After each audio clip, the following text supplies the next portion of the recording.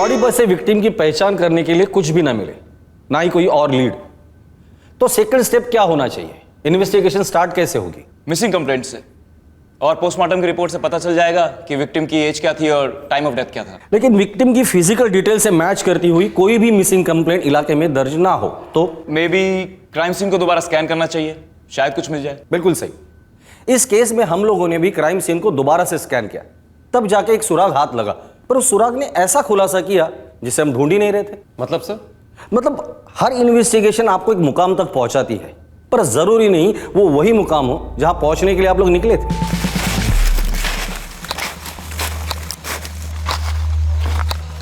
आइए सर, वो देखिए उधर। सर पे शायद किसी भारी चीज से वार किया गया। बॉडी भी पूरी तरह से गल चुकी है, शायद काफी दिनों से यहाँ पड़ी होगी। आखिरी बार कब राउंड मारा था इस तरफ? कई दिन हो गए सर। वैसे मैं और मेरा पार्टनर हर सोमवार को ये इलाका कवर करते हैं, पर दूसरी तरफ डबल ड्यूटी लगी थी, इसलिए कई दिनों बाद आज सुबह ही यहाँ आना हुआ। और उसी बीच लाश जंगल में फेंक दी होगी। अगर बॉडी पर आइडेंटिफाई कर सके ऐसा कुछ नहीं मिलता है तो आसपास देखो, शायद बॉडी से रिलेटेड कुछ चीज मिल जाए।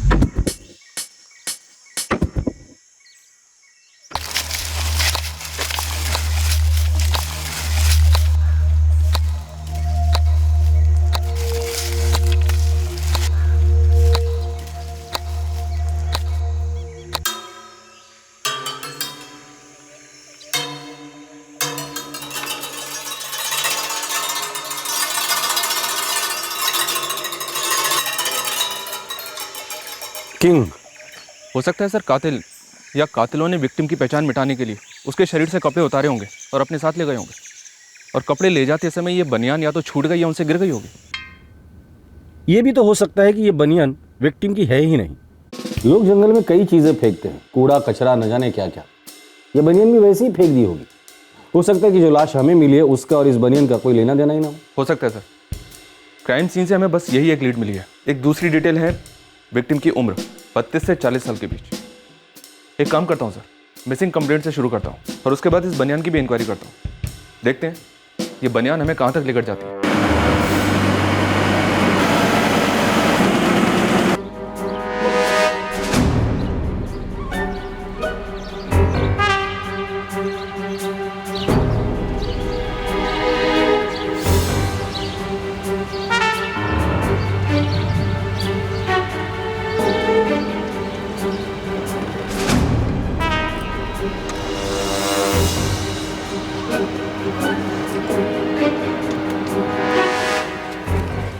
किंग, अभी तक तो कभी सुना नहीं सर। ये ब्रांड तो अपने इधर का नहीं लगता, तो फिर किधर का हो सकता है? बहुत मुश्किल है बताना, क्योंकि ये बनियान में छोटे मोटे ब्रांड भी काफ़ी चलते हैं। पर ये ब्रांड है तो सही, लेबल भी लगा हुआ है। लेकिन साहब, छोटे ब्रांड रास्ते पर भी तो बिकते हैं, ठेलों पर, वहाँ भी चेक कर लो। कोई भी मिसिंग कंप्लेंट नहीं मिली। मैंने डेट को थोड़ा पीछे करके भी चेक किया। मतलब हमें डेड बॉडी मिली 12 अक्टूबर को। पोस्टमार्टम में हमें बताया गया कि मर्डर तकरीबन 25 से 30 दिन पहले हुआ है, यानी कि 12 से 17 सितंबर के बीच। तो सर मैंने 10 सितंबर से फाइल स्कैन करनी शुरू की, लेकिन कोई भी मैचिंग मिसिंग कंप्लेंट नहीं मिली। और उन केसेस में जो लोग घर से भाग गए थे इतने टाइम में, तो वो लोग भी घर वापस आ गए। ऐसा भी तो हो सकता है कि इसकी किसी ने मिसिंग कंप्लेंट लिखवाई ना हो। अगर ऐसा है सर, तो विक्टिम की पहचान करना काफी मुश्किल होगा। बनियान से कुछ लीड मिली?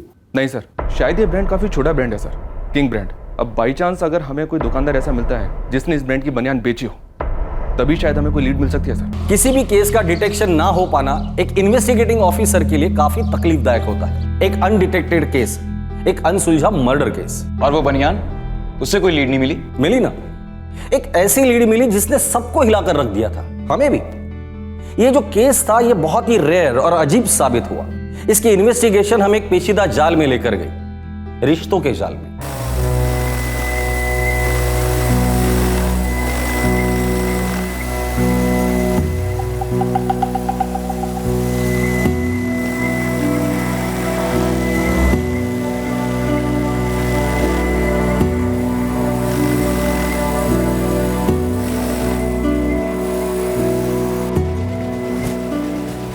सीमा काय आज भी नहीं आया? विक्रम भाऊ, काही कळतच नाही हो, असं समजेन असं झालंय सगळं। मैं और इंतज़ार नहीं कर सकता। इसकी पगार तो कटेगी। अब तो इसकी जगह पे मैं किसी और को भी ढूंढ रहा हूँ। मी समजू शकते भाऊ।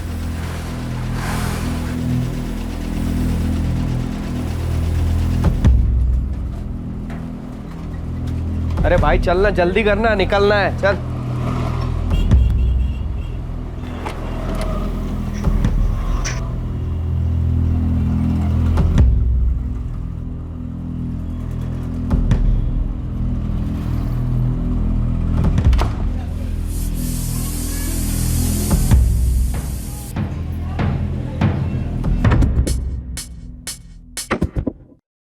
सोलापुर। हो साहब, मैंने यहाँ एक कपड़ों की दुकान में पूछताछ की। वहाँ का मालिक बोला ये किंग ब्रांड सोलापुर में चलता है।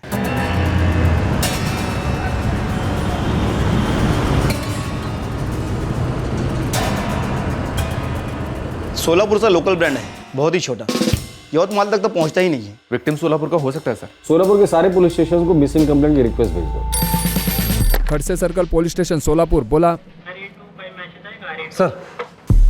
सर यवतमाल पुलिस को एक डेड बॉडी मिली है और डिटेल यहाँ के एक मिसिंग कंप्लेंट से मैच कर रही है। डेट 11 सितंबर। इस दत्ता शिंदे की एग्जैक्ट हाइट ना उसकी पत्नी बता सकी ना उसकी बहन, लेकिन कुछ लोगों से हमने पूछताछ की तो उन्होंने बताया कि करीबन 5 फीट 9 इंच होगी। उसकी उम्र 36 साल है।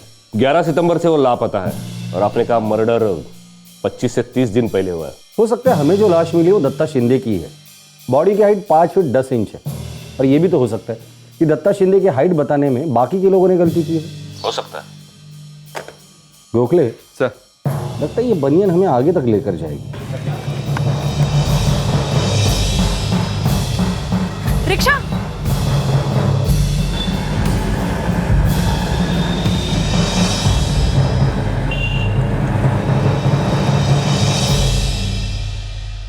कहाँ जा रहे हो?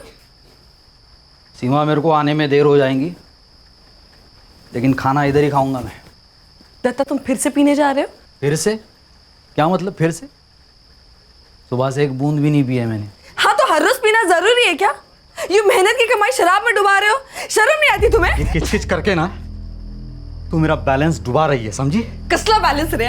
कसला बैलेंस? हाँ, जिंदगी डूब रही है हमारी। अपना नहीं तो सचिन के बारे में तो सोचो। कमा नहीं रहा हूं क्या साली मैं?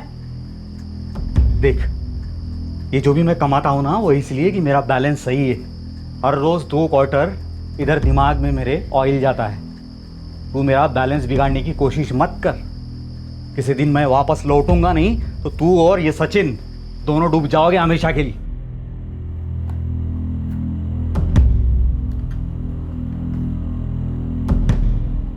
अरे तुमने कहा दत्ता शिंदे 11 सितंबर को गायब हुआ, फोटो पर भी यही लिखा है, पर कंप्लेंट तो 15 सितंबर को दर्ज हुई है। दत्ता की पत्नी सीमा और उसकी बहन सुजाता 15 सितंबर को ही आई थी। उनके पीने को लेकर बहुत झगड़े होते थे, लेकिन वो जितना भी पीते थे घर हमेशा लौटते थे, खाना खाते थे और फिर सो जाते थे।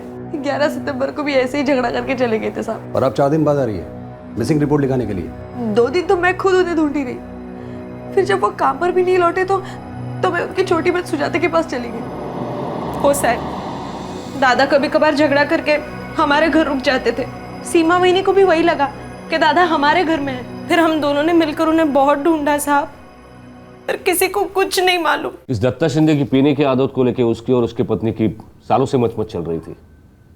लगा कुछ दिन के लिए घर छोड़ के चला गया होगा। सर हमने पूरा सोलापुर खंगाला, रेलवे स्टेशन, बस स्टॉप, लेकिन ये दत्ता कहीं नहीं मिला।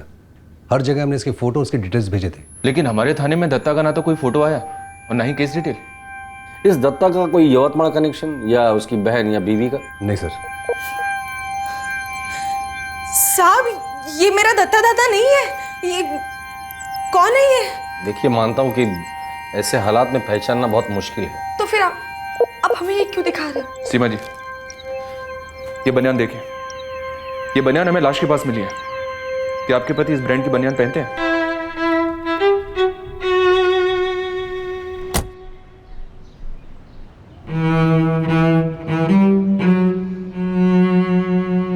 दत्ता की बनियान तो घर पर है, पर मुझे मालूम नहीं कि वो किंग की है या नहीं। आप दिखा सकती है हमें? दरअसल दत्ता की उम्र, हाइट और गायब होने का समय जो लाश हमें मिली है उससे मैच करता है। पर साहब, मेरा दत्ता दादा यवतमाल क्यों जाएगा? हमारा कोई नहीं है वहां पे। आणि साहेब, दत्ता बिना काम के कहीं नहीं जाते, तर मग यवतमाळला का जाणार? वो खुद से नहीं जाता, लेकिन साथ में ले तो जाया जा सकता है ना सीमा जी। आपने कहा वो पीने के लिए निकला था, तो शायद पीने के बाद कुछ हुआ होगा। वो किसी के साथ गया होगा या कोई उसे अपने साथ लेकर गया होगा। आप बनियान लेकर आएंगी?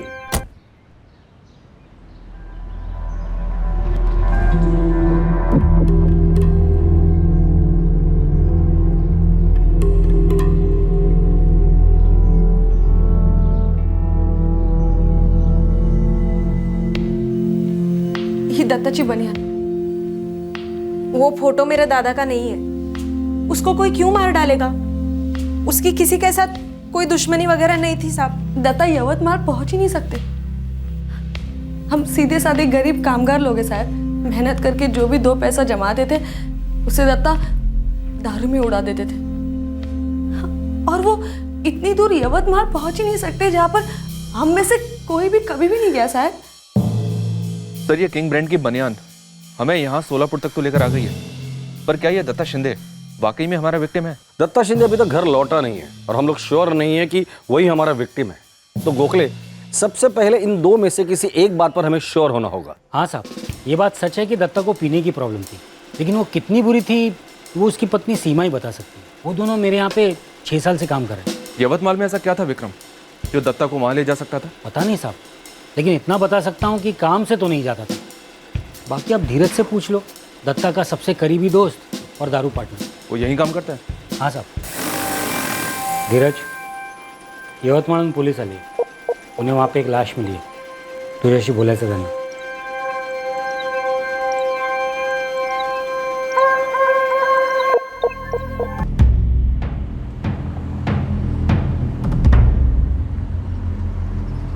आशीष,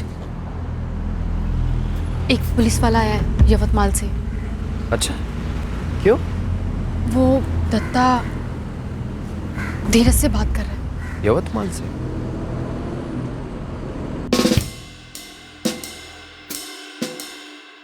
सबसे पहली बात तो ये साहब, आप जो बोल रहे हैं 11 सितंबर की रात, उस रात को दत्ता शिंदे इधर आया ही नहीं। और ये बात तीसरी दफा बोल रहा है मैं। ये दत्ता रोज आता था यहाँ पीने, लगभग रोज ही समझी। लेकिन साहब ये जो 11 सितंबर की बात कर रहे हैं आप, उसके 2-3 दिन पहले से उसका यहाँ आना नहीं हुआ था। धीरज है ना उसका दोस्त, वो भी नहीं आया। छगनराव जी, जो लोग रोज पीते हैं उन्हें रोज पीना ही पड़ता है। किसी और अड्डे पर गया होगा? हो साहब, हम अच्छे दोस्त हैं, साथ में पीते भी है। कई बार तो पीने के बाद मैं उसके घर पर ही रुक जाता हूँ, लेकिन उस रात हम पिए ही नहीं क्योंकि वो आया ही नहीं और उसके पहले कुछ बोला भी नहीं। धीरज, तुम्हारे दोस्त दत्ता का यवतमाल में क्या था? कोई औरत या कुछ और? नहीं साहब, यवतमाल का तो कभी नाम नहीं लिया उसने। 14 सस्ते लॉजेस में मैंने इस दत्ता शिंदे का फोटो घुमाया, वहाँ पर उसे किसी ने नहीं देखा। साहब लगता नहीं कि वो यहाँ कहीं रुका होगा। जंगल के आसपास के लॉजेस चेक किए? तिकडचे सगळे लॉजेस चेक केले, सेम जवाब मिला, वहाँ पर भी उसे किसी ने नहीं देखा। सर, ये दत्ता के कॉल रिकॉर्ड में निकलवाए थे। 11 सितंबर से उसका फोन स्विच ऑफ। ये फोन सोलापुर में स्विच ऑफ हुआ था? Yes sir. हमने यहाँ के एक देसी और सस्ते बार स्कैन किए, लेकिन वो कहीं पर भी नहीं गया था। यहाँ एक छगनराव का बार है जो उसके घर के करीब है, वहाँ का रेगुलर है वो, लेकिन वहाँ पर भी नहीं गया था। दत्ता शिंदे का फोन तो 11 सितंबर की सुबह स्विच ऑफ दिखा रहा है। यस सर, लेकिन स्टेटमेंट में उसकी पत्नी ने ये कहा था ना कि दत्ता 11 की रात को घर से निकला था। 11 सितंबर को भी ऐसे ही झगड़ा करके चले गए थे साहब। ये दत्ता अपना फोन काम पर स्विच ऑफ रखता था, क्यों? 11 सितंबर को संडे था, छुट्टी का दिन, और वो पिछली रात मतलब 10 सितंबर की रात को बहुत पिया था, उसके पत्नी ने बताया। 11 तारीख की पहली रात को, यानी कि 10 तारीख को भी वो ऐसे ही पी कर आए थे। अगला पूरा दिन सोते रहे और जब उठे तो फिर से पीने के लिए निकल पड़े। आनंद, कुछ तो झोल है। 11 सितंबर की पहली रात मतलब 10 की रात दत्ता शिंदे ने कहाँ दारू पी? आप ये जो 11 सितंबर की बात कर रहे हैं आप, उसके 2-3 दिन पहले से उसका यहाँ आना नहीं हुआ था। छगनराव ने हमें बताया कि 11 के पहले 2-3 रात वो वहाँ आया ही नहीं। धीरज है ना उसका दोस्त, वो भी नहीं आया। इस धीरज आने का बैकग्राउंड चेक हुआ है क्या? कॉल रिकॉर्ड्स निकलवाए थे इसके? नहीं, दरअसल हम लोग घरेलू झगड़े पर फोकस कर रहे थे, सोचा कुछ दिन में लौट आएगा, पर वो नहीं लौटा। अब हमारे पास एक लाश है जो हमें इस दत्ता शिंदे के पास लेकर आई है।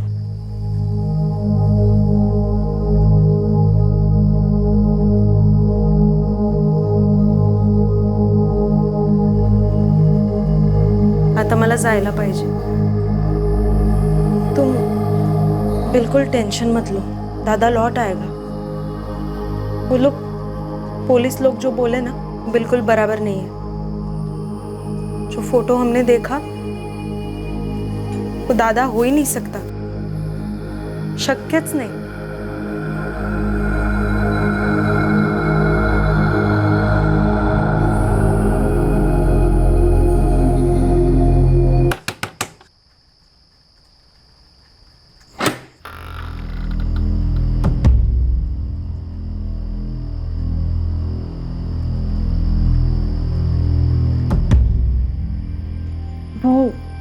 यवतमाल के पुलिस वाले फिर से आए थे क्या?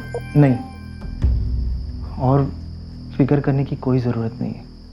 वो दत्ता नहीं है, तो चिंता मत कर। मुझे क्या पूछ रहे भाई आशीष? मुझे कैसे पता होगा? मैं पूछ नहीं रहा हूँ रे पंकज, मैं तो बस ये सोच रहा हूँ कि यवतमाल कैसे? यवतमाल यही ना?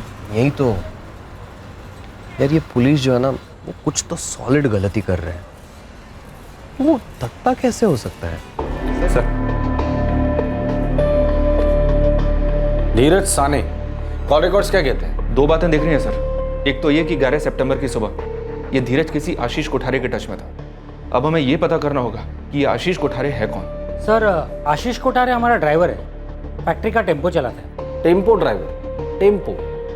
क्या लाश को इसी टेम्पो में ट्रांसपोर्ट किया गया होगा? पक्का तो नहीं कह सकते सर, पर हाँ 11 सितंबर को धीरज और आशीष के फोन सोलापुर के बाहर ट्रेवल करते हुए देख रहे हैं सर। इंटरेस्टिंग।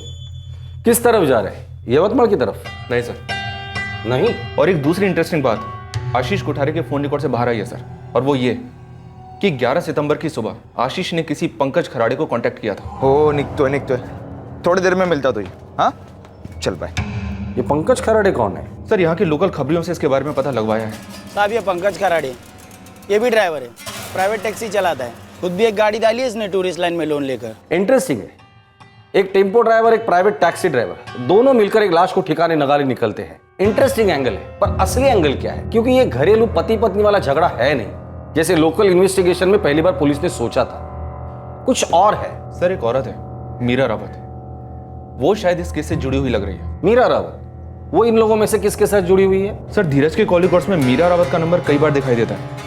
अब इतनी ज्यादा बातें 2 प्रेमियों के बीच में ही हो सकती हैं सर। और साहब, ये मीरा रावत उसी फैक्ट्री में काम करती है, आपके इस धीरज साने की आइटम है। तो इस सब में दत्ता शिंदे कहां से आया?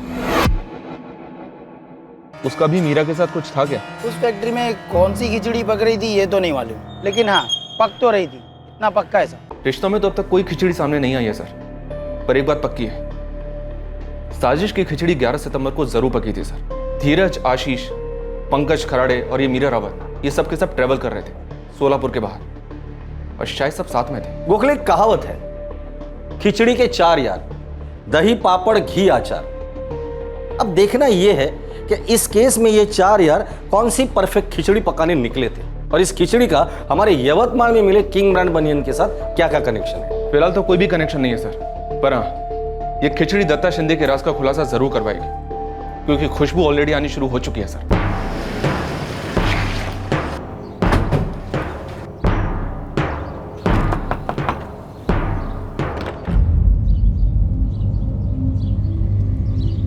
जी? 11 सितंबर की रात को तुम्हारा पति दत्ता शिंदे शराब पीने घर से निकला ही नहीं था। ऐसा उन्होंने कहा आपसे? लेकिन वो है कहाँ और घर क्यों नहीं लौट रहा है? दत्ता ने हमें कुछ नहीं बताया, और हाँ, वो घर क्यों नहीं लौट रहा है इसका जवाब तुम हमें दोगे। क्या क्या मतलब? मतलब साफ है, दत्ता शिंदे 11 सितंबर की रात को नहीं बल्कि 11 सितंबर को सुबह घर से निकला। मैंने कहा ना आपसे कि वो 11 की रात को मेरे साथ झगड़ा करके निकले, और आप 11 की सुबह क्यों बोल रहे हैं? क्योंकि रात वाली बात तो झूठ थी जो तुमने उस वक्त हमसे कही थी, और ये तुम्हारे चेहरे पर साफ दिखाई दे रहा है इस वक्त भी। इन्वेस्टिगेशन का एक रूल होता है, सस्पेक्ट के चेहरे को पढ़ना। तो उसकी नर्वसनेस आपके पकड़ में आ गई और आपने जज कर लिया कि वो झूठ बोल रही है, लेकिन कोई ठोस सबूत नहीं था उसके खिलाफ आपके पास? ठोस सबूत नहीं, हमारे पास कुछ भी नहीं था। एक तरफ था यवतमाल और बनियन वाला एंगल जो इस दत्ता शिंदे केस में एक्चुअल फिट नहीं बैठ रहा था, और दूसरी तरफ और एक एंगल मजबूती से उभर कर सामने आ रहा था जो दत्ता शिंदे के गायब होने की तरफ इशारा कर रहा था। पर ये दत्ता शिंदे के गायब होने को कैसे एक्सप्लेन करता है गोखले? पता नहीं सर, पर अजीब बात है ना, सीमा शिंदे के फोन रिकॉर्ड्स दिखाते हैं कि वो भी उसी रूट पर ट्रेवल कर रही थी जहां खिचड़ी के ये 4 यार ट्रेवल कर रहे थे, और शायद ये सीमा उस खिचड़ी का 5वां एलिमेंट थी सर। धीरज, आशीष, पंकज, मीरा और सीमा, ये सब के सब एक साथ ट्रेवल कर रहे थे सर। पर वो लोग तो यवतमाल आए ही नहीं जहां में लाश मिली थी। नहीं, मैं झूठ नहीं बोल रही हूँ। तुम झूठ बोल रही हो, सरासर झूठ बोल रही हो। तुम्हारे साथ फैक्ट्री में काम करने वाला दत्ता का दोस्त धीरज, टेम्पो ड्राइवर आशीष, वर्कर मीरा रावत और कोई पंकज खराड़े और तुम सब लोग मिलकर यवतमाल गए। साथ में दत्ता भी था, जिसका फोन तुम लोगों ने सोलापुर में ही स्विच ऑफ किया था, और तुम सब ने मिलकर दत्ता का कत्ल किया। नहीं, तुम सबके कॉल रिकॉर्ड्स है मेरे पास। सीमा, तुम फंस चुके हो। इस मर्डर में तुम भी शामिल थी, और वो बनियन के ब्रांड के बारे में तुमने हमसे जानबूझकर झूठ बोला था। नहीं, मैंने वही बनियन आपको लाकर दिखाया था जो घर पर था। हो सकता है कि बनियन के बारे में हमसे सच बोला हो, पर यह भी सच है कि इस मर्डर में तुम शामिल थी। सीमा, कोई फायदा नहीं, फंस चुकी हो तुम। और वैसे भी वो मीरा ने हमें सब कुछ सच बता दिया है, बस हम तुम्हारे मुंह से सुनना चाहते हैं।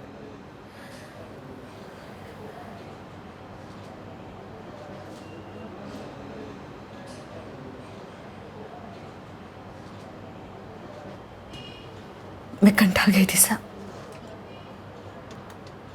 थक गई थी उससे।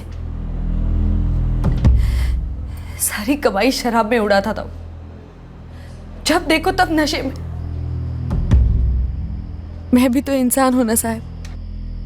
घर की सारी जरूरतें पूरी करने के बाद मेरी अपनी भी तो जरूरतें हैं, शरीर की जरूरतें। और जो जरूरतें मेरा पति नहीं पूरी कर पा रहा था, वो धीरज पूरी कर रहा था।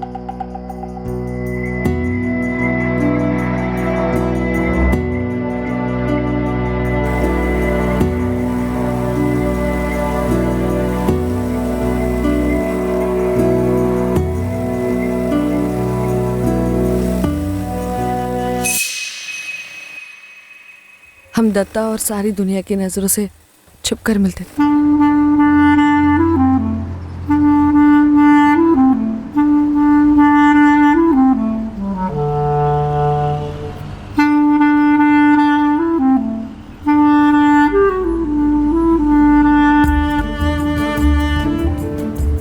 मेरी जरूरतें बढ़ने लगी, बदलने लगी। मैं धीरज से आगे बढ़ना चाहती थी। मेरी बढ़ती जरूरतें अब आशीष पूरी करने लगा था। सब ठीक चल रहा था साहब। दत्ता से दिल धीरज पर आया था, और अब आशीष पर। लेकिन दत्ता रास्ते का कांटा बनने लगा। नहीं साहब। तो फिर?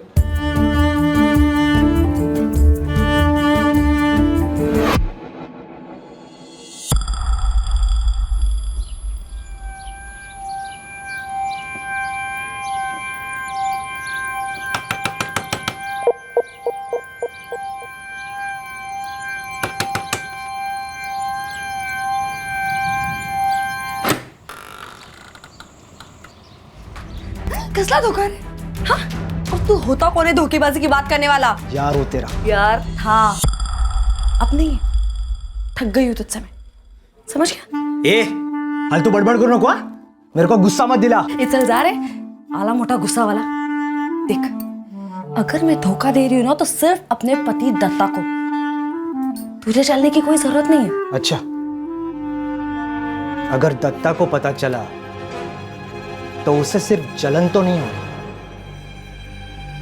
सोच, अगर उसको पता चलेगा कि उसके पीठ पीछे उसकी पत्नी उसके बच्चे की मां एक नहीं दो मर्दों के साथ सोती है, और वो भी उसके पहचान, धीरज और आशीष। मतलब धमकी दे रहा है तू मुझे? हाँ, धमकी दे रहा है, डरा रहा है मुझे तू? हाँ, उस आशीष को साइड में करने का। अगर वो तेरे आसपास भी दिखाई दिया ना, तो तू तो गई काम से। और एक बात याद रख, मैं वो दारू में डूबा दत्ता नहीं हूं।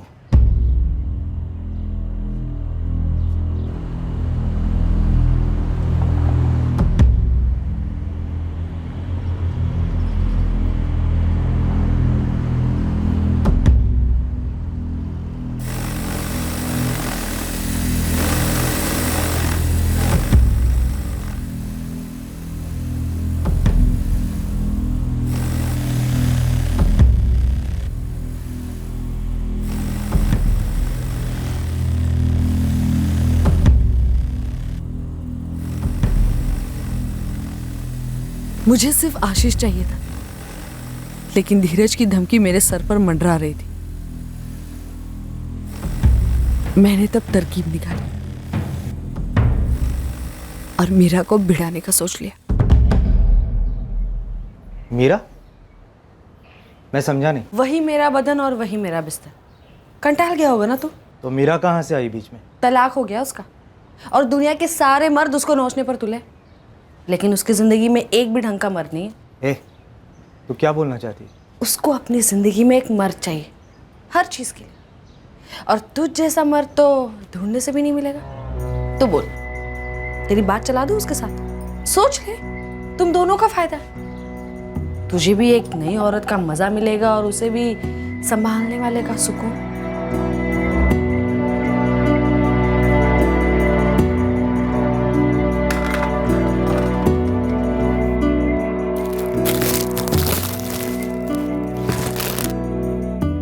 अरे वाह, साड़ी तो बहुत मस्त है रे। मीरा, जब तू खुश होती है ना, तेरा ये स्माइल आता है, बहुत जबरदस्त लगती है। हमेशा ऐसी रहे। मेरी तरकीब काम कर गई साहब। मीरा और धीरज की सेटिंग हो गई और मेरी और आशीष की भी अच्छी चलती गई। तो इस सब सेटिंग के बीच दत्ता बीच में कहां से आ गया? मुझे डर था साहब कि किसी दिन धीरज खुन्नस ना निकाल दे, इसलिए मैंने उसकी जोड़ी मीरा के साथ बना दी। उसने धोखा नहीं दिया साहब। पता नहीं वो कौन था जिसने दत्ता के कान भरे।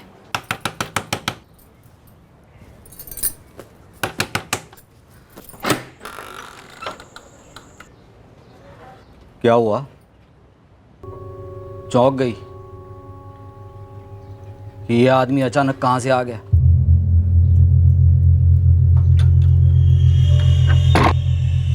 वो धीरज है, मेरा दोस्त धीरज, मेरी पीठ के पीछे। और वो आशीष है, टेम्पो वाला, वो भी।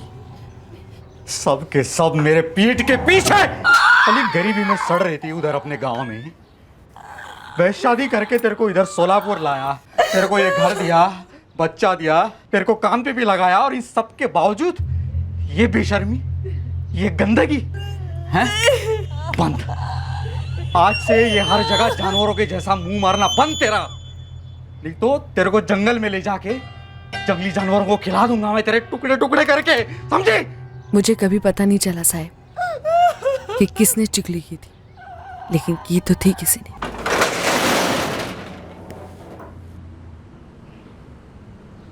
देख धीरज, तेरा और मीरा का ठीक चल रहा है, पर माझी तो वाट लगली है। किसकी कसम खाकर बोलूं? मैंने कुछ नहीं बोला उसको। मुझे पागल कुत्ते ने काटा है जो मैं कुछ बताऊंगी दत्ता को। तुम मुझ पे शक कर रही हो सीमा? मुझ पे? दत्ता मुझे भी खुन्नस देता है आजकल, पहले जैसे बात नहीं करता है वो। यार देखो, मैं बोल रहा हूँ ना, हम लोगों में से कोई भी नहीं है, वो बाहर का आदमी है जिसने उसके दिमाग में सब जहर भर दिया है। हो सकता है उसे शक हुआ हो और उसने इसीलिए गलत सोच लिया हो। वो जो भी हो, लेकिन उसने मुझे मार डालने की धमकी दी है, पता है तुम्हें? देखो, इसका एक ही तोड़ है। देख धीरज, तेरा वो बहुत पुराना दोस्त है, उसके साथ खंबा लेके बैठ जा और उसको समझा कि ऐसा वैसा कुछ नहीं है। किसी आदमी ने उसके दिमाग में ये सब कचरा भर दिया। समझा उसको कि सीमा वहीनी एक सती सावित्री से कम नहीं है। उससे वो मान जाएगा? इतना भी लल्लू नहीं है वो। बिल्कुल भी नहीं। वो मुझ पर नजर रख रहा है, और जब वो नहीं होता है तो कोई और है जो मुझ पर नजर रख रहा है, तो पटाने वटाने का तो सवाल ही पैदा नहीं होता। देखो, पटा तो ठीक है, और अगर नहीं पटा तो हमें अगला कदम उठाना पड़ेगा। अगला कदम मतलब क्या है? मतलब आखिरी कदम, दत्ता खत्म, उसका मर्डर करना पड़ेगा और किसी दूर के जंगल में जाके उसकी लाश फेंकनी पड़ेगी। अरे जंगली जानवर खा जाएंगे, और अगर नहीं भी खाया ना तो भी उसकी लाश को कोई नहीं पहचान पाएगा कि वो दत्ता है, और यहाँ सोलापुर का है वो। आई शपथ दत्ता, किसी ने ना तेरा दिमाग फिरा दिया है। अरे सीमा वहीनी है मेरी। तूने ये बात सुन के भी कैसे ली रे, जिसने भी ये गंदी बात बोली है? मैं और वहीनी? ये सब बकवास है। तू झूठ बोल रहा है धीरज। अरे जब सीमा वहीनी मेरे सामने बैठकर रोते हुए ये सब बोल रही थी ना, मेरे को ना ऐसा लगा ना कि तेरे कान के नीचे एक बजा दो। तेरे को पता है ना मेरा और मीरा का चल रहा है। अरे हम दोनों शादी करने वाले हैं। क्या तू उस मीरा के साथ? और नहीं तो क्या। और ऊपर से तूने वहीनी को उस टेम्पो ड्राइवर आशीष के साथ जोड़ दिया। लेकिन वो आशीष मेरे घर में आता रहता है, झूठ नहीं बोल रहा हूँ मैं। वो तेरे घर में आता जाता है, लेकिन वो क्यों आता है तेरे को पता है क्या? नहीं मालूम मेरे को। ये आशीष की माँ को ना कैंसर हो गया, तो उसको 15,000 की ज़रूरत थी और इसलिए उसने सीमा वहीनी से पैसे मांगे और इंसानियत के खातिर सीमा वहीनी ने उसको उधार में पैसे दिए। ये कब हुआ? कब की बात है ये? कुछ 6-7 महीने हो गए होंगे। मेरे को कुछ भी नहीं बोला वो। तू बात सुनने के लिए कभी होश में रहता है क्या? वो आशीष है ना, एक झटके में वहीनी को पैसे लौटा नहीं पा रहा था, इसलिए वो चिंदी करके उसको पैसा दे रहा था। कभी 500 दिया, कभी 200 दिया, कभी 100 दिया। मैंने और मीरा ने उसको दम दिया, बोला उसको जा वहीनी के पैसे दे, और इसलिए वो पैसे देने के लिए ना तेरे घर आता जाता रहता है। हाँ तो फैक्ट्री में क्यों नहीं देता था पैसे वो? फैक्ट्री में तेरे जैसे जलन खाऊ मूर्खों की कमी है क्या? बात तो कुछ पता नहीं, लेकिन अपनी एक अलग से स्टोरी बना देंगे तेरी तरह। किसी ने ना तेरे कान में जहर डाल दिया है। तेरी देवी जैसी पत्नी है, एक प्यारा सा बच्चा है, और तू पी पी के उनको जीते जी मार डाल रहा है। यार धीरज, मैं भी कभी कभी सोचता हूँ कि ये मुझे छोड़ देनी चाहिए दारू, लेकिन मुझसे नहीं छूटती। ऐसा नहीं है कि मुझे पता नहीं है कि ये गंदी चीज़ है, मैं जानता हूँ ये गंदी चीज़ है, लेकिन मेरे से छूटती ही नहीं है यार। मैं भी तो पीता हूँ ना तेरे साथ। माना कि तू हद से ज़्यादा पीता है, पर ये शराब की लत छूट भी तो सकती है। कैसे रे?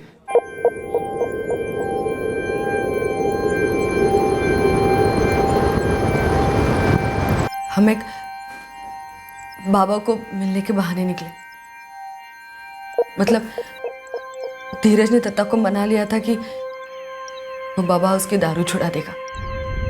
हम सब दत्ता के साथ गए ताकि उसे लगे कि हम सब उसका भला चाहते। दत्ता, अरे ले, बाबा ने खुद बोला है आज आखिरी बार उसे जी भर के पीने दे, क्योंकि आज के बाद ना दोबारा तू दारू की तरफ देखेगा भी नहीं। ले पी लो, आज मैं भी आपको नहीं रोकूंगी।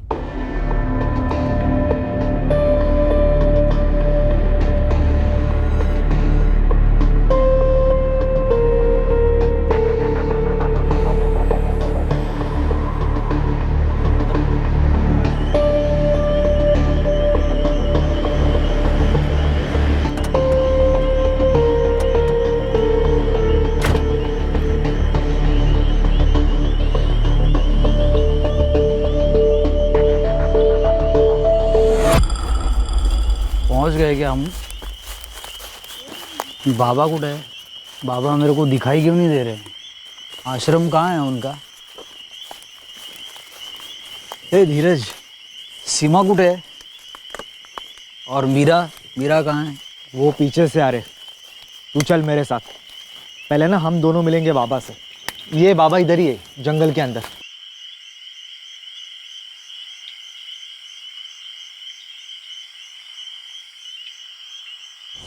हम सब ने मिलकर दत्ता को मार डाला ताकि मेरा और आशीष का आराम से चलता रहे। एक बात बताओ सीमा, दत्ता की लाश को यवतमाल के राजपुर जंगल में फेंका था क्या? जी नहीं। तो मध्य प्रदेश में कहीं फेंका था क्या? क्योंकि तुम सबके फोन की आखिरी लोकेशन मध्य प्रदेश में खंडवा के आसपास दिख रही है। नहीं साहब, हमने दत्ता को नागपुर के पास रामटेक जंगल में मार डाला। सुनो, मैंने दत्ता को मना लिया है, इस रविवार को हम बाबा से मिलने जाएंगे। First class. आशीष, हम दत्ता को यहाँ सोलापुर में नहीं मार सकते और ना ही उसे इस तेरे टेम्पो में लेके जा सकते, तो हमें एक ढंग की भाड़े की गाड़ी लगेगी। देखो वो सब मेरे ऊपर छोड़ दो। मेरा एक दोस्त है जिसकी खुद की गाड़ी है और वो आदमी भी भरोसे वाला है। पंकज ना? शायला, तुझे पंकज के बारे में कैसे पता? मुझे कैसे मालूम? मतलब क्या तूने ही तो मुझे बताया था उसके बारे में। मैंने कब बोला? अरे उस दिन नहीं क्या तूने मुझे उसके बारे में बताया?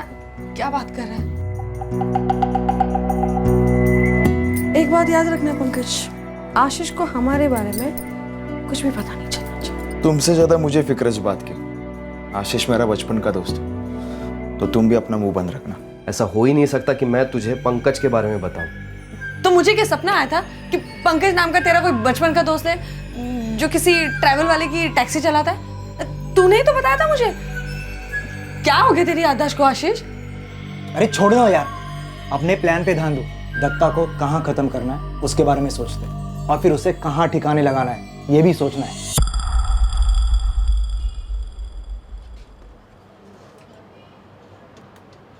मानना पड़ेगा, तुम सब लोगों ने मिलकर बहुत अच्छी खिचड़ी पकाई। खिचड़ी के सारे मसाले सामने भी आ गए, सिवाय एक की। सीमा, तुमने हमें कहा था कि दत्ता शिंदे का मर्डर नागपुर के रामटेक जंगल में हुआ था, पर कॉल रिकॉर्ड के हिसाब से तुम सबकी लोकेशन खंडवा के आसपास दिखाई दे रही, जो कि मध्य प्रदेश में है। खिचड़ी का ये मसाला मेरे समझ में नहीं आया।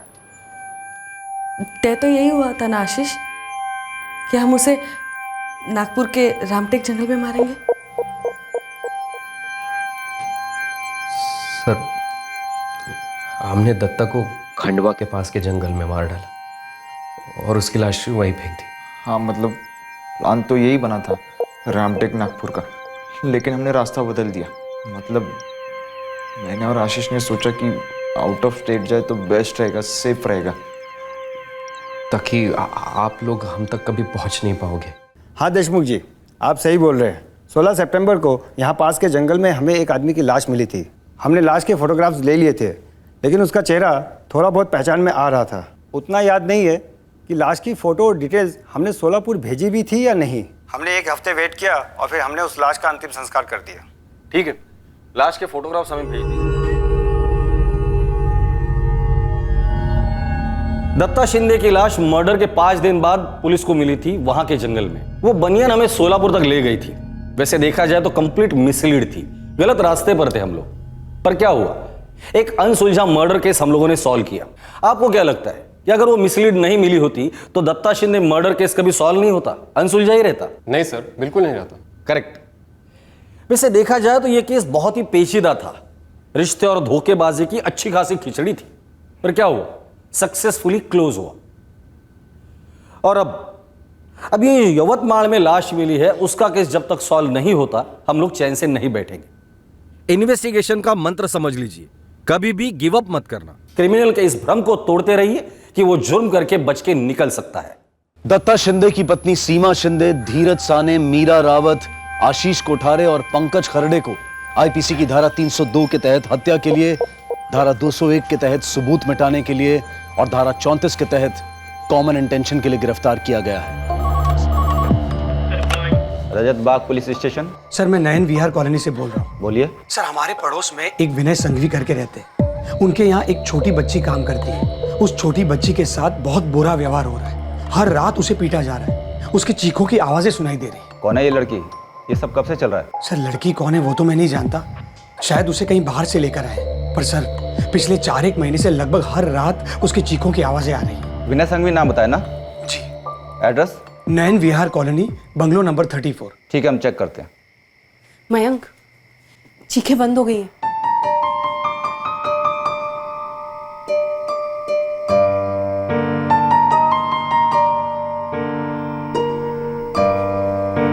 कहीं उस बच्ची को कुछ हो तो नहीं गया? रिपोर्ट करने में मैंने देरी तो नहीं कर दी? मयंक, तुम जो कर सकते थे तुमने कर दिया। नाबालिग है? नाबालिग ही होगी, काम के लिए रखा है और मारते पीटते भी हैं, तो नाबालिग ही होगी। चलते हैं, लेकिन पहले उन एनजीओ वाली मैडम को इन्फॉर्म कर देते हैं। ठीक है, तुम फोन लगाओ, मैं गाड़ी निकालता हूँ। मयंक, तुमने कॉल कर दिया ना? अब पुलिस देख लेगी अपने आप। अरे लेकिन पुलिस अभी तक आई नहीं है। मयंक तुम सो जाओ, पुलिस आ जाएगी।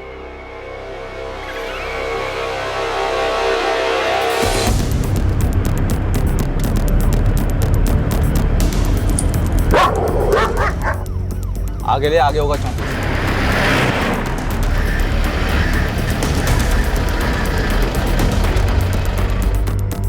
ये है बंगला नंबर 34।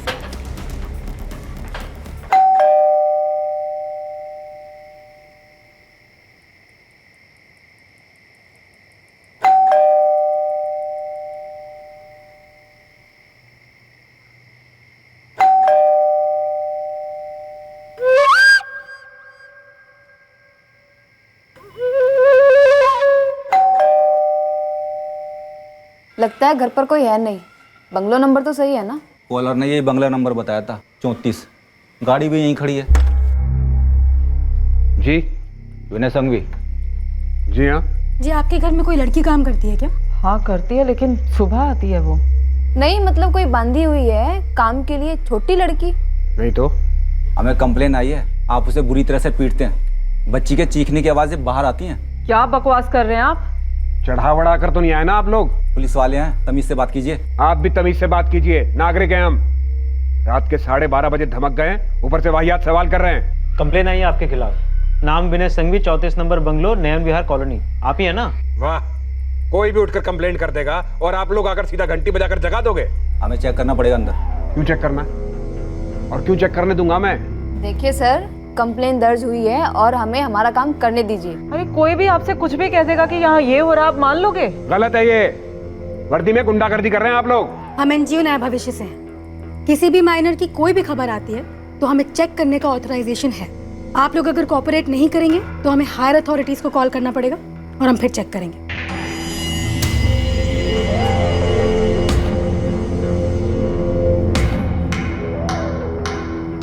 सोफे के पीछे छिपाएंगे क्या हम किसी को? जाइए, जाकर फ्रिज के अंदर भी चेक कर लीजिए।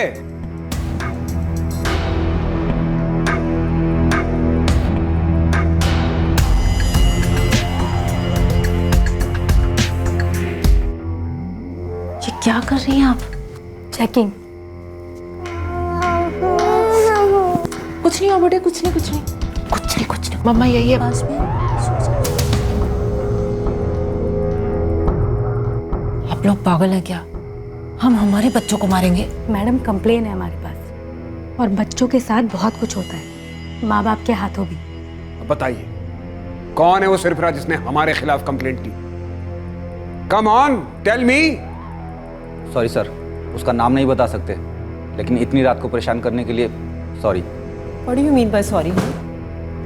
जिसने भी कंप्लेंट की, यहाँ आने के पहले एक बार भी चेक किया आपने कि वो मेंटली फिट है कि नहीं? उसे कोई साइकेट्रिक प्रॉब्लम तो नहीं है जो आवाजें सुनाई देती हैं उसे? चले आए मुंह उठा के। अब आप लोग जाएंगे यहाँ से? चलते हैं विनय जी, लेकिन तकलीफ देने के लिए फिर से सॉरी। चलो।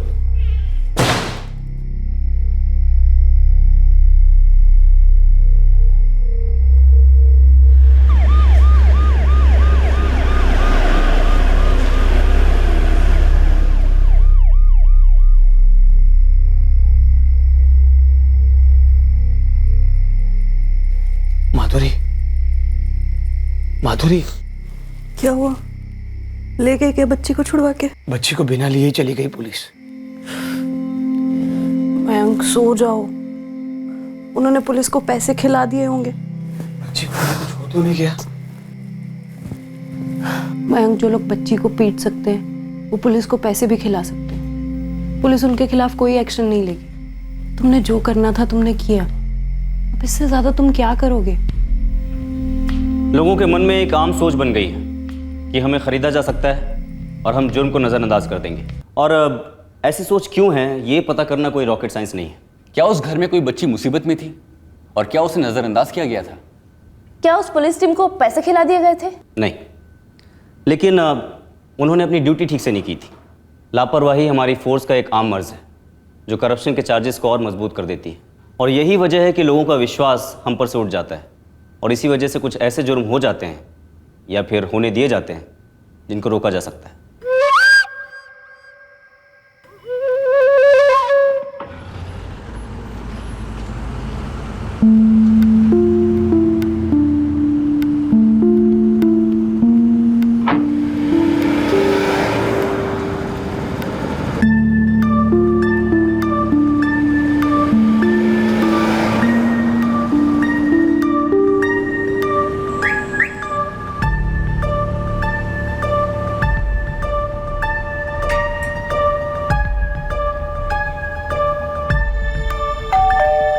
मयंक, अब इससे ज्यादा कोई क्या कर सकता है? कल रात पुलिस जाने के बाद फिर से उस बच्ची की चीखने की आवाज सुनाई दी। अगर उस बच्ची को कुछ हो गया ना तो मैं अपने आप। मयंक, मैंने भी आवाज सुनी, मुझे भी दुख होता है मयंक, लेकिन अब हम दोनों को इग्नोर करना सीखना होगा। सोसाइटी में और भी लोग हैं, सब चुप हैं, सब जानते हैं सांघवी कपल कैसा है, कितने निर्दयी लोग। हम निर्दयी नहीं हो सकते। अगर उस बच्ची को कुछ हो गया तो मैं अपने आप को माफ नहीं कर पाऊंगा कि मेरे सामने उस पर अत्याचार हो रहा था और मैं कुछ नहीं कर सका। मयंक, तुम बिना किसी बात के गिल्ट फील कर रहे हो। हमने तो कुछ किया भी नहीं। वही तो, हमने कुछ किया नहीं, उसी बात का गिल्ट है। सर, आपका नाम क्या है? मयंक अवस्थी। ट्रीटमेंट ले रहे हैं आप किसी मेंटल प्रॉब्लम का? मतलब? विनय संघवी के बंगले का एक इंच छान मारा हमने, कोई बच्ची नहीं मिली वहाँ। लेकिन सर, आपके जाने के बाद मैंने फिर से उस बच्चे की चीखें सुनी थी। देखिए मिस्टर मयंक अवस्थी जी, दिमाग के साथ साथ अपने कानों का भी ट्रीटमेंट करवाइए। उनके घर पे कोई बच्ची नहीं है, बस उनकी खुद की एक बेटी है। उन पर झूठा इल्जाम लगाकर अपनी पर्सनल दुश्मनी मत निकालिए। सर, मेरी बात समझिए, मेरी कोई पर्सनल दुश्मनी है ही नहीं उनके साथ। उस घर में एक बच्ची है और मैंने संघवी परिवार को देखा है उसके साथ बदसलूकी करते हुए। ये मंगाया था मैंने, क्या लेके आई है तू? सर, मैंने देखा है, जानवरों की तरह पीटते हैं उसे। वो बच्ची नाबालिग है और मैं आम नागरिक अकेले कुछ नहीं कर सकता सर। पर आप कानून है, आप प्लीज सर उस बच्चे की मदद कीजिए, कुछ कीजिए उसके लिए। बॉस, तू एक बात समझ ले, तुझ पे 2 चार्ज एक साथ ठुकेंगे। एक लॉ को मिसयूज करने का, दूसरा कानून का गलत फायदा उठाकर। Sir good morning. मॉर्निंग, किससे बात हो रही है? कौन परेशान कर रहा है? सर, ये एक बंदा है, अपने सामने वाले की बेबुनियाद कंप्लेन लिखवाना चाहता है। दिखाओ 1 मिनट। हेलो जी, आप कौन? बोलिए, क्या प्रॉब्लम है? मैं सीनियर इंस्पेक्टर इलाहाबाद बोल रहा हूँ। सर, मैं मयंक अवस्थी, नयन विहार कॉलोनी में बंगलो नंबर 29 में रहता हूँ और मेरे पड़ोस के बंगलो नंबर 34 में एक बच्ची है, उसे बचा लीजिए सर। सर, आज तो मैं भी बाहर आऊंगा और वहां पर मौजूद रहूंगा। कल रात मुझसे गलती हो गई कि जब आपके लोग आए थे मैं बाहर नहीं आया, घर के अंदर ही बैठा रहा। अवस्थी, माजरा क्या है, डिटेल में बताओ। पर कल रात को हमारे 2 वॉलंटियर्स आपकी टीम के साथ गए तो थे। अश्विन जी, हमें आज फिर से वहां पर जाना होगा और इस बार आप हमारे साथ चलिए। बोलिए, कितने बजे? सर, हमने पूरा घर खंगाला था। वो एनजीओ वाले अंजलि और चंदर भी आए थे साथ में। सर, अंजलि ने तो संघवी की बच्ची की चेकिंग भी की थी, मार के निशान के लिए। मैंने ये पूछा है कि कल रात को ये कंप्लेन आई थी, उसके बाद आप लोग सुबह दोबारा वहाँ गए, आसपास के दुकानदारों से पूछा, पड़ोसियों से पूछा, क्रॉस चेक करने की कोशिश की कि ऐसी कोई लड़की वहाँ काम करती है या नहीं, ये लोग उसे टॉर्चर करते हैं या नहीं? नहीं सर, उन्होंने कहा कि उनके यहाँ कोई लड़की है ही नहीं। और आपने मान लिया? सर, वो डिसेंट लग रहे थे। कितने सालों से काम कर रहे हैं आप दोनों यहाँ पर? ये क्या यहाँ पर ऐसा पहला केस होगा जहाँ डिसेंट लोग अपने घरों में काम करने वालों के साथ बदसलूकी से पेश आते हैं? सर, हम लोग निकल सकते हैं। अश्विन जी हमें रास्ते में ही मिलेंगे। कुछ फॉरेन कंट्रीज में अगर माँ बाप अपने बच्चों के साथ बदसलूकी करते हैं या उन पे हाथ उठाते हैं तो वहाँ की सरकारी एजेंसीज उन बच्चों को अपने साथ ले जाती है और उन्हें केयर होम में रखा जाता है। हम लोग सिर्फ फॉरेन कंट्रीज को देखते हैं, उनके बारे में बात करते हैं कि उनके सिस्टम कितने अच्छे हैं, पर हम ये क्यों मान लेते हैं कि हम में कोई अच्छाई या ब्रिलियंस नहीं है? हमें ये विश्वास क्यों नहीं है कि हम भी उतने ही अच्छे हो सकते हैं? क्या हमें अपने आप पे भरोसा नहीं है? आई थिंक हमारे लॉज उतने मजबूत नहीं है जो हमें सपोर्ट कर सके। अब ये तो वही कहानी हो गई कि पहले मुर्गी आई या अंडा, पहले कानून कमज़ोर हुआ या हमारा संकल्प। हम सही वक्त पर सही स्टेप उठाकर हम कई चीज़ों को रोक कर उन्हें सीरियस होने से बचा सकते हैं। जैसे कि किसी निराशाजनक स्थिति में भी हम कोई ना कोई खिड़की तो ढूंढ ही सकते हैं जिसे खोलकर आगे का रास्ता बन सके। और इस केस में भी यही हुआ। एक नागरिक ने हमें इन्फॉर्म करके अपनी ड्यूटी निभा दी थी। अब बारी थी हमारी कि हम बिना किसी कसर के इस केस के तह तक जाकर इसकी तहकीकात करें और अपनी ड्यूटी निभाएं।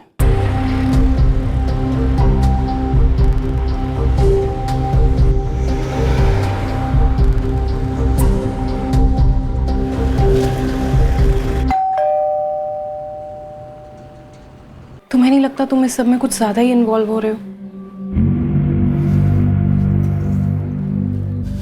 मुझे नहीं पता माधुरी, मैं तो सिर्फ इतना जानता हूं कि मैं इस बात का बोझ लेकर जी नहीं सकता कि कोई मुसीबत में था, मैं उसकी मदद कर सकता था, और मैंने नहीं की।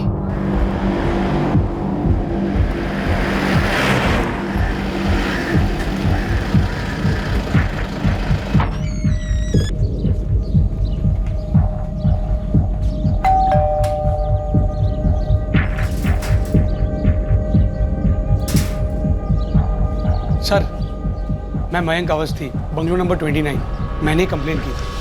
ओके।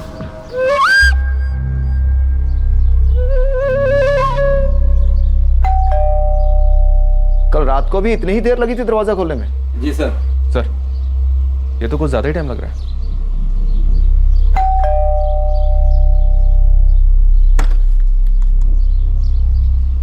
आप लोग फिर से आ गए? जी, हमें फिर से चेकिंग करनी है। अच्छा, तो इसने कंप्लेंट की है ना? देखिए मैडम, कंप्लेन आई है, हमें आपके घर की दोबारा तलाश लेनी है। Excuse me. एक मिनट। पूरा घर ही टेक ओवर कर लीजिए ना। हम वहां अपने बच्चों को लेकर सड़क पे सो जाते हैं।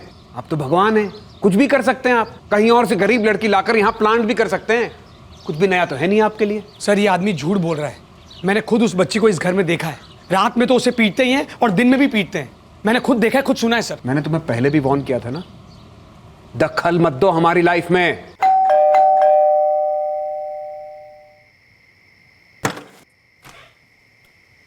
यस, मैंने देखा है, आपकी वाइफ उस बच्ची को पीट रही थी। कौन हो आप? काफी बुरी तरह से पीट रही थी, और ये बहुत गलत है। कौन है विनय? जो भी हो आप, वो लड़की हमारे घर में काम करती है। Okay, mind your own business. Sorry, but मुझसे देखा नहीं जाता, रातों को सुना नहीं जाता, जानवरों से बदतर सलूक कर। रिश्तेदार हो उसके? हमारे रिश्तेदार हो? नहीं ना, तो जाओ ना अपना घर संभालो जाके। क्यों दूसरों के घर में तांग झांक कर रहे हो? वो आपके घर में खाती है, आपके घर में रहती है, आप पैसे देते हो उसे।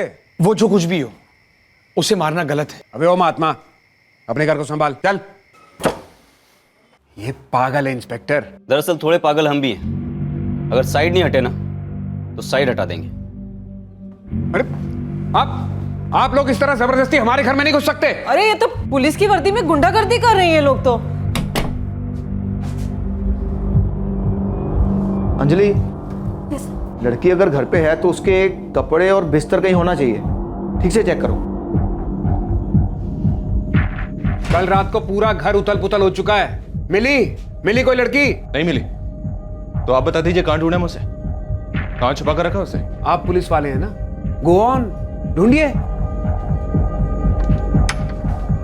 मेरे बच्चों का कमरा है ये। लड़की के कपड़े और बाकी चीजें कहाँ रखी जाती हैं? कौन सी लड़की? आप एक पागल की बातों का यकीन कर रहे हैं। सर एक्चुअली कल हम सब कुछ चेक कर चुके हैं, कुछ भी नहीं मिला। ये लॉट क्यों है? कीमती चीजें हैं हमारी इसके अंदर। बोली।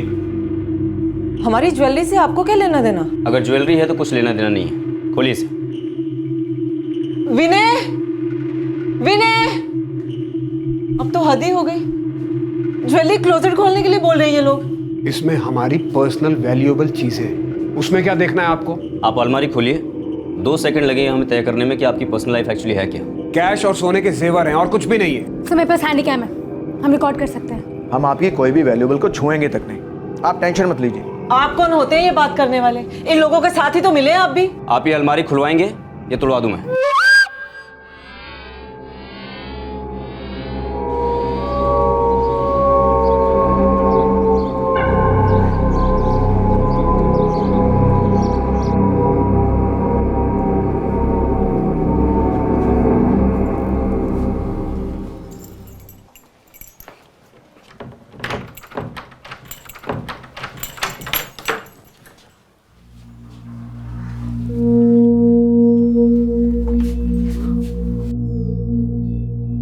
गॉड सर,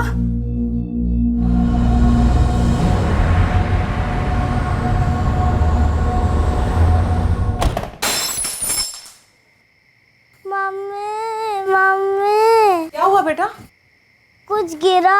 मम्मा ने भी सुना। आप सो जाओ, मम्मा देख लेगी। हाँ, सो जाओ।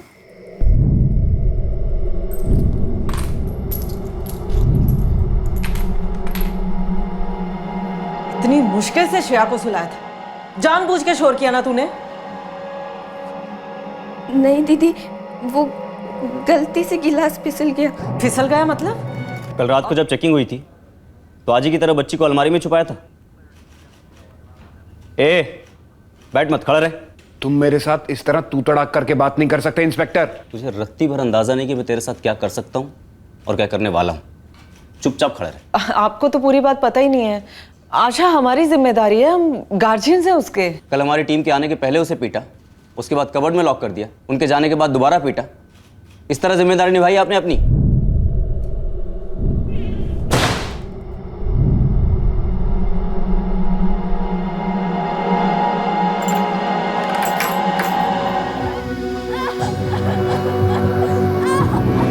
अब कंडीशन कैसी है doctor? She is very critical. मुझे नहीं लगता कई दिनों से बच्ची को कुछ खिलाया गया है। बॉडी पर काफ़ी मार्क्स भी हैं। शायद उन्होंने चाकू का इस्तेमाल किया है उसे मारने के लिए, और भी पता नहीं क्या क्या चीज़ों का इस्तेमाल किया गया है। क्या मिल सकते हैं उससे भी? अभी तो वो बेहोश है, आप 2 घंटे बाद मिल सकते हैं। खिलाया नहीं? What nonsense. वो जितना खाती थी उतना देते थे उसको। खाती थी और सो जाती थी, काम तो कोई ढंग से करती नहीं थी वो। 14 साल की बच्ची है वो। तो हमारे भी बच्चे हैं, हमको बच्चों के साथ कैसे डील करते हैं बहुत अच्छी तरह से आता है। तो अपने बच्चों को भी चाकू से काटता है तू, उनको भूखा मारता। जबान संभाल के बात करो। हाँ, मैं तुम्हारा कोई ये गली का गुंडा या कोई जेब कतरा नहीं हूं। तो कौन है तू? हाँ, कौन है? होलसेल मार्केट के बड़े बड़े डीलर्स मेरा नाम बड़ी इज्जत से लेते हैं। तो ये गालियां तुम्हें बहुत महंगी पड़ेंगी। अच्छा, साले कुत्ते, उस बच्ची को तो बड़ी सस्ते दामों में खरीदा होगा तूने। जितनी गालियां देनी है दे दो, अभी बाद में उतना ही पछताओगे तुम। कहां से उठाया था उस बच्ची को? एजेंट से लिया था और अच्छे खासे पैसे दिए थे उसके लिए। नंबर दे अपने इस एजेंट का, उस साले की भी खबर लेता हूं मैं। देखिए, अब अपनी हदें पार कर रहे हैं आप। हम लोगों से ऐसे चीप और घटिया तरीके से बात नहीं कर सकते। और कम से कम इतना तो ख्याल रखिए, लेडी खड़ी है रूम में, तमीज से बात कीजिए। मैडम, यहां पर अभी ऐसा कुछ भी नहीं कहा गया जो आपकी हरकतों से ज्यादा घटिया और चीप हो। और तू नंबर दे अपने उस एजेंट का, और याद रखना अगर वो कहीं भाग गया ना तो मैं तुम दोनों की ये जो रेपुटेशन या जो कुछ भी है इसकी धज्जियां आज यहीं उड़ा दूंगा। नंबर दे।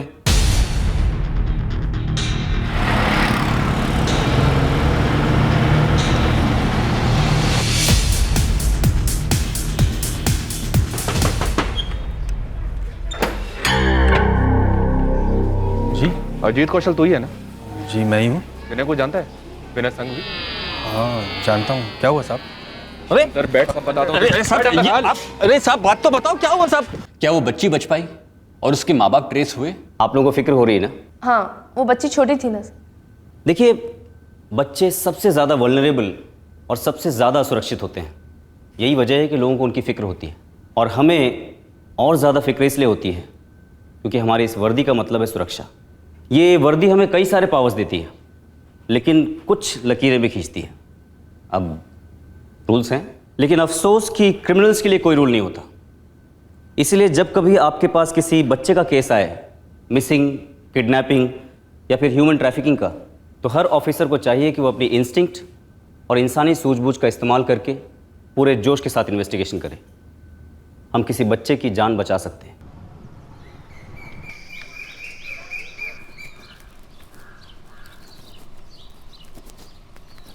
मालिक, तुम ही रघबीर हो? हाँ मालिक। जल्दी बोलो, काम क्या है? बेरुड़ी गांव से हूँ मालिक, 3 दिन से यहाँ आ रहा हूँ। आगे बोलो भाई। मालिक, सुना है आप बाहर गांव नौकरी लगवाने का काम करते हैं? हाँ करते हैं। तुम्हें क्या काम है?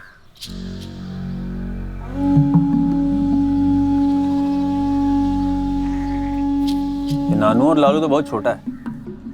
तेरा क्या नाम है? आशा 14 साल की है मालिक। ऐसा घर का सारा काम कर सकती है?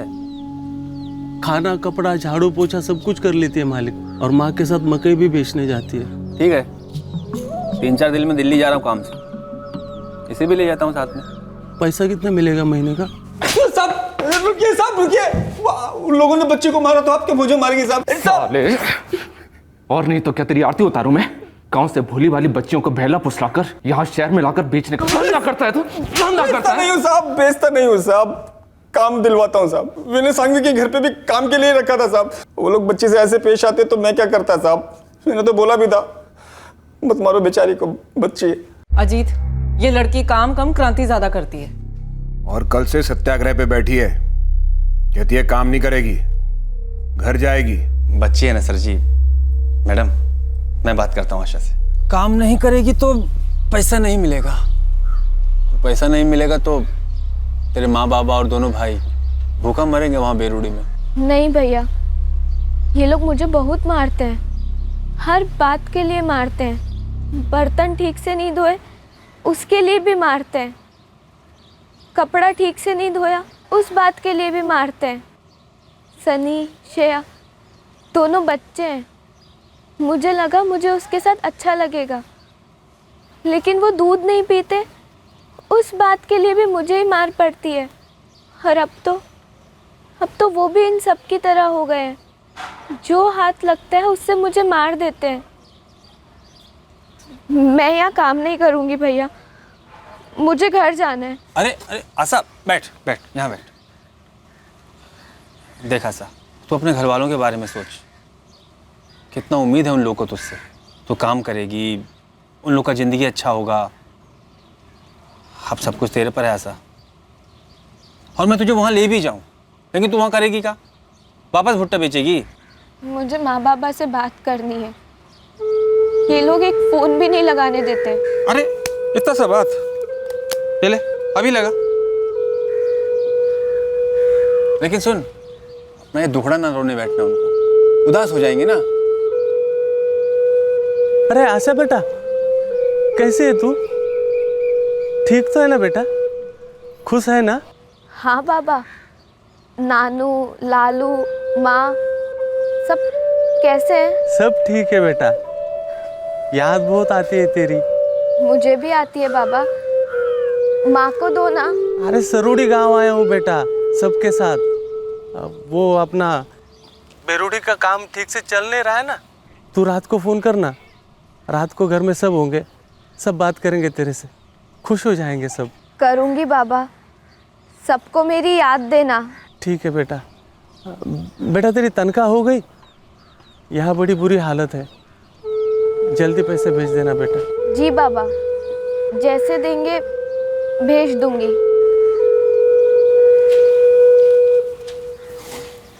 भैया मुझे एक सबसे सस्ता फ़ोन दिलवा दो। हाँ, वो अगली बार आऊँगा तो लेता आऊँगा।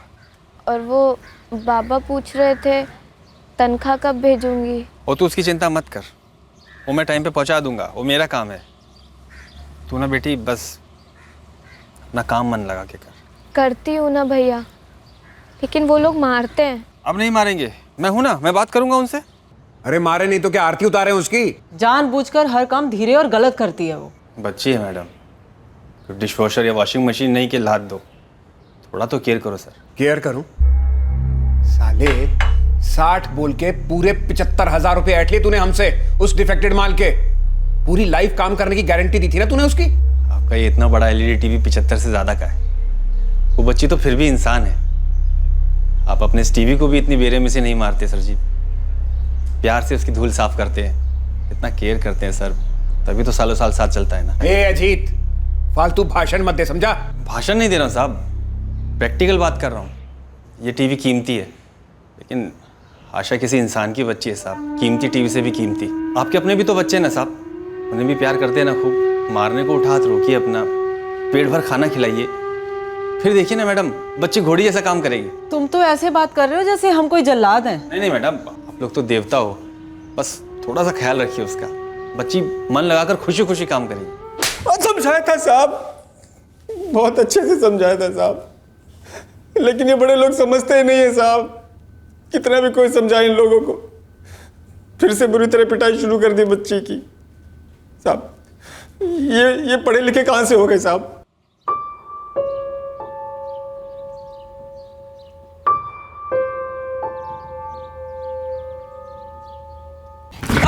साले, उस बच्ची की वैसी हालत देखकर भी तुझ पर कोई असर नहीं हुआ? हुआ साहब, बहुत असर हुआ। उसकी चोट देखकर दिल पे लग गई मेरे। अबे महंगी महंगी चीजें कैसे संभालनी है, तमीज ही नहीं है उसे। 5,000 का डिनर सेट तोड़ दिया मेरा। सर आपके बच्चे तोड़ देते, उनके साथ भी यही सलूक करते आप। ज्यादा बोल रहा है तू, हमारे बच्चों पे मत जा। ठीक है साहब, अब मैं नहीं बोलूँगा। देखो साहब मैडम, बच्चे को मैंने आपके हवाले कर दिया, बाकी आप देख लो।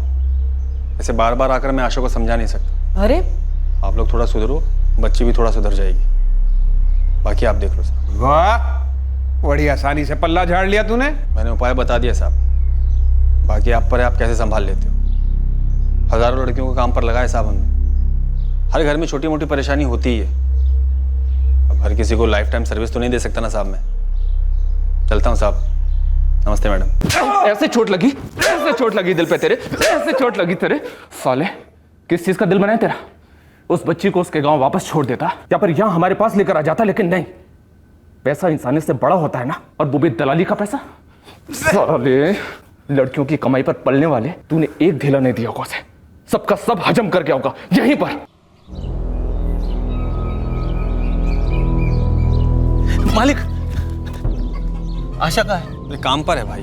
ठीक तो है? ठीक काहे नहीं होगी? एक बार फोन पर बात हुई थी बस, वो भी आपके फोन से। अब वो पैसे कमाते हैं, काम करते हैं, तो एक फोन तो ले सकती है ना। ठीक है, काम करती है, पैसा कमाती है, लेकिन बड़े शहर में काम से फुर्सत कहाँ के जाके अपना फोन खरीदे और तुम्हें फोन करे। हर महीना 1000 रुपए देने की बात हुई थी ना मालिक। अभी 5 महीना हुआ गए, तुम अभी से पीछे पड़ रहे हो यार। मालिक, बेटी को भेजा था ताकि हमारे घर में पैसा आ सके, हमारा पेट भर सके। अब 5 महीने हो गए, कुछ पैसे नहीं मिल रहे, तो फिर फायदा क्या भेजकर? शहर में ऐसा होता नहीं है, कॉन्ट्रैक्ट होता है कम से कम 6 महीने का। वो पूरा होता है तब पैसा हाथ में आता है, वो भी पहला पैसा, समझे? ये लो, तब तक ये रख लो, बाकी बाद में। मालिक, ये पैसे ले लीजिए और मेरे बेटे को ले आइए। हम हमारा घर में जो है वो देख लेंगे, आप लेकर आइए उसे। अबे ओ, कुरियर सर्विस समझ रखा है मुझे। एक तो वक्त पे मदद करो, ऊपर से इनका तेवर भी झेलो। ठीक है, अगली बार दिल्ली जाऊंगा काम से तो ले आऊंगा, तब तक ले दिमाग मत खाओ, रखो इसे।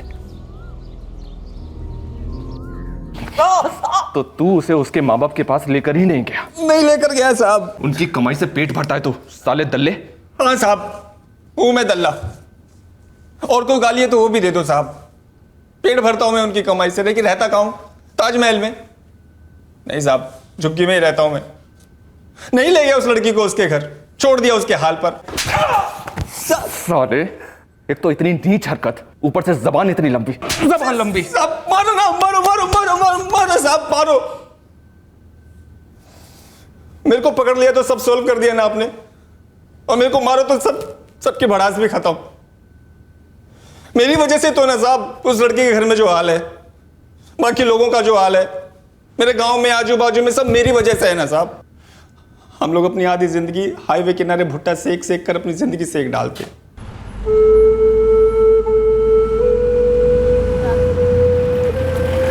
भैया, गरम सिका मकाई ले लो ना, अभी सेका है, ले लो ना। मेरी वजह से ही ना साहब, टूरिस्ट जितने आते हैं उतने भी 10 रुपए का भुट्टा 5 रुपए में खरीदने के लिए तोल मोल करते हैं। मेरी वजह से ही ना साहब, हम जैसे हालात में लोग पैदा होते हैं, और कई कई तो उसमें मर भी जाते हैं साहब। लेकिन करे तो करे क्या साहब, आगे बढ़े तो कहाँ बढ़े? ये लड़की आशा, ऐसे कई बच्चे हैं साहब, एक तरफ वहां कोई आगे बढ़ाने के लिए पहुंचता नहीं, स्कूल खोल देते हैं, स्कूल जाओ तो नक्सली धमकी देते। करे तो क्या करें साहब, इधर कुआ उधर खाई। मुद्दा भुट्टा है साहब, वो 5 का 10 मिलने वाला भुट्टा आप जाके खाइए कभी उस इलाके में, और डंडी फेंकी हवा में, सीधा किसी ना किसी आशा को जाकर लगेगा। कितनी आशाएं वहां पर जो निराशा में डूबी हुई हैं, वहां हम कोने में पड़े सड़ते हैं, हमें वहां सड़ाते रखने के तरीके पर PhD की जाती है। यही लोग तय करते हैं कितनी सस्ती है हमारी जिंदगी आजकल के दौर में। हाँ, हमारे जैसे लोगों को कुछ नोटों के हरे पत्ते और पेट भर बिरयानी मिल जाती है 5 साल में एक बार। मैं कोई शौकिया दल्ला नहीं बना साहब। वो लड़की भी शौकिया किसी सेठ के घर में झाड़ू पोछा नहीं कर रही थी, फोकट में मार नहीं खा रही थी। और है क्या साहब, हमें भी अपनी चमड़ी प्यारी है। कौन देखे दूसरा जी रहा है या मर रहा है? दुख हुआ था, लड़की पिस रही है, पिट रही है, लेकिन क्या करता मैं, क्रांतिकारी बनता। अपना पेट संभालने की औकात नहीं, ज़मीर क्या पालूं मैं। ऐसी बातें करके तू क्या समझ रहा है अपने आप को? क्या नहीं है तू बहुत बड़ा महात्मा है? तू सिर्फ एक दल्ला है साले। ठीक है साहब, मान लिया जो आप कह रहे हो। अब आप बताओ क्या करूं मैं? हमारी बेइज्जती करके आप लोगों का दिल भर गया हो तो हम लोग घर जा सकते हैं। बेइज्जत उन्हें किया जाता है जिनकी कोई इज्जत हो। आप दोनों अंडर अरेस्ट हैं। लॉकअप में डाल दो इनको। 1 मिनट, किस जुर्म में? देखिए हमारे बच्चों का स्कूल छूटने वाला, उन्हें पिकअप करना है हमें। और फिर हमारा जुर्म क्या है? जिस काम के लिए उस लड़की को घर में लेकर आए थे वो काम ही नहीं कर रही थी। वो किसी काम की नहीं थी, फिर भी उसे खाने के लिए दिया, सोने के लिए जगह दी, नहीं तो दिल्ली की सड़कों पे कहीं भीख मांगती रहती, कोई उठा के ले जाता और गंदे धंधे में डाल देता उसको। आप दोनों के अगर कोई रिलेटिव है तो उनको फ़ोन कर दीजिए, आपके बच्चों को पिकअप कर लेंगे। और हाँ, जिस बच्चे को आपने बेरहमी से पीटा था उसके माँ बाप को आने में अभी भी कम से कम 2 दिन लगेंगे। और हाँ, बच्चे की ट्रीटमेंट का खर्चा आप दोनों देंगे। उसकी सैलरी तो पूरी देनी है, बाकी के जो खर्चे वगैरह हैं, लीगल कॉस्ट वगैरह, वो सब आप पे करेंगे। लूटो भाई, और लूटो। अरे लेके जाओ इनको, ले जाओ। ए, हाथ मत लगाओ, चल रही हूँ ना। पिद्दी सी लड़की के लिए हमें बेइज्जत कर रहे हैं, छोड़ो।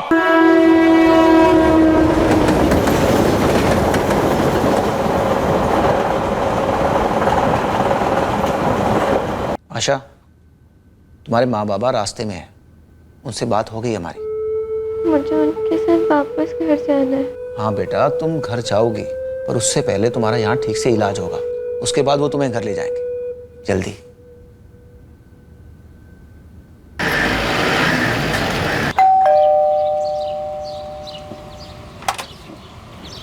Hello sir. हेलो। बच्ची कैसी है सर? हॉस्पिटल में रिकवर हो रही है, जल्दी ठीक हो जाएगी। मिस्टर अवस्थी, सबसे पहले सॉरी, हमारे डिपार्टमेंट ने आपके साथ उस दिन फ़ोन पर बदतमीजी की। वो सब ठीक है, बच्ची बच गई, वो मेन बात है। जी, लेकिन बच्ची बची नहीं बल्कि आपने उसे बचाया है। हम लोगों ने सिर्फ आपका साथ दिया था। दरअसल जो काम हमें उसी रात कर देना चाहिए था जब आपने पहली बार कंप्लेन की थी, वो करने में हमने थोड़ी देर कर दी। और थैंक यू सो मच, आपने ज़िद नहीं छोड़ी और मामले के पीछे पड़े रहे। वैसे बच्ची है कहाँ की? जी, झारखंड के एक दूर दराज गाँव की है। उसके माँ बाप उसको लेने आते होंगे। अच्छा, तो वो अपने माँ बाप के साथ वापस चली जाएगी? जी। मैंने कभी नहीं सोचा कि ऐसा होगा। हम लोग कभी कभी अपनी खुदगर्जी में कितना डूब जाते हैं कि दुनिया का कोई गम अपने गम से कम ही लगता है। हमारे लिए वो कोई मायने ही नहीं रखता। चलो ऑफिस चलता हूँ, लेट हो रहा हूँ।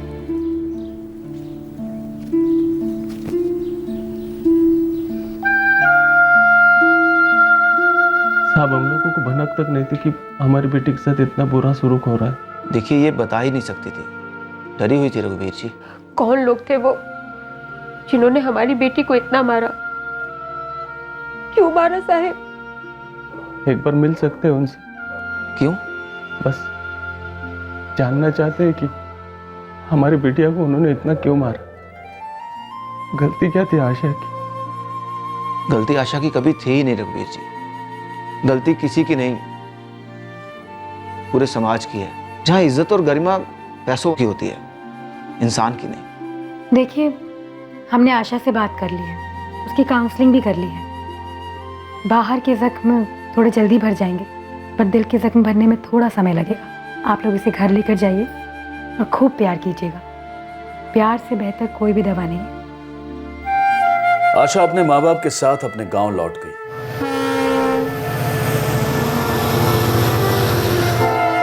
बदनसीबी कौन सी ज्यादा थी, गरीबी का दलदल जिसमें आशा पैदा हुई थी, या हैवानियत का जलजला जिसमें उसे धकेला गया था। हम सभी की तरह वो भी अपनी जीविका कमाते हैं एक बेहतर कल के लिए। ये किसी के गुलाम नहीं बल्कि कर्मचारी हैं, जिनकी तादाद लाखों में है, जिन्हें वो सारे अधिकार और सहूलियतें उपलब्ध होनी चाहिए जो अन्य कामगारों को मिलती हैं। इनसे बेरहमी से पेश आकर इंसानियत की तौहीन कभी ना करें, और ना ही कभी ये वहशी बर्ताव अपने बच्चों में आने दें, जहां वो अपने घर में काम करने वालों के प्रति बदतमीजी और क्रूरता से पेश आए। अपने आप को इस कदर नीचा कभी ना दिखाएं। हमें अलर्ट रहना चाहिए और बारीकी से शिकायतों को सुनना चाहिए ताकि जुर्म को होने या बढ़ने से रोका जा सके। पब्लिक को दिलासा देना भी जरूरी है कि क्राइम की बेझिझक रिपोर्टिंग कर सके। उन्हें कभी भी डाउट नहीं होना चाहिए कि पुलिस एक्शन नहीं लेगी, या फिर आधा अधूरा एक्शन लेगी, या फिर घूस ले लेगी। एग्जैक्टली। इसीलिए ये बहुत ज़रूरी है कि हर इन्वेस्टिगेटिंग ऑफिसर, जैसे कि आप सब, कल को जब आपकी पोस्टिंग होगी और आप जाकर उस कुर्सी पर बैठेंगे तो ये याद रखिएगा कि आप लोग भगवान नहीं हैं, आप पब्लिक सर्वेंट हैं और वो पब्लिक आपकी भगवान है। जो आदमी डर डर के मुसीबत में आपके पास शिकायत लिखवाने आया है, उसको कॉन्फिडेंस देना, उसको हिम्मत देना, उसको अपनी बात कहने का मौका देना, और सबसे बड़ी बात, उसे इज्जत देना। ये हमारी ड्यूटी है भाई। क्रिमिनल्स को हमसे डर लगना चाहिए, हम पब्लिक को नहीं। लेटेस्ट आंकड़े और रिपोर्ट्स बताती हैं कि हाल ही में हमारे देश में हुए डीमोनेटाइजेशन की वजह से हमारे देश के ट्रैफिकिंग माफिया और कारोबार दोनों पर जबरदस्त वार हुआ है। हम तहे दिल से ये आशा करते हैं कि ये सारा अवैध, अमानवीय और घिनौना नेटवर्क हमेशा के लिए खाक हो जाए, दफन हो जाए, ताकि आशा जैसी मासूम बच्चियों की नई जिंदगियां सुरक्षित माहौल में खिल सकें, फिर वो चाहे देश के सबसे पिछड़े या दूर दराज इलाके में ही क्यों ना हो। एक खुशहाल और स्वस्थ बचपन हर बच्चे का जन्मसिद्ध अधिकार है। अब मैं अनूप सोनी आपसे विदा लेता हूं, फिर मुलाकात होगी अगले एपिसोड में एक और चौंका देने वाले केस के साथ। क्राइम पेट्रोल्स के और भी दिलचस्प कहानी देखने के लिए हमारे चैनल को सब्सक्राइब करें और बेल आइकॉन दबाना न भूलें।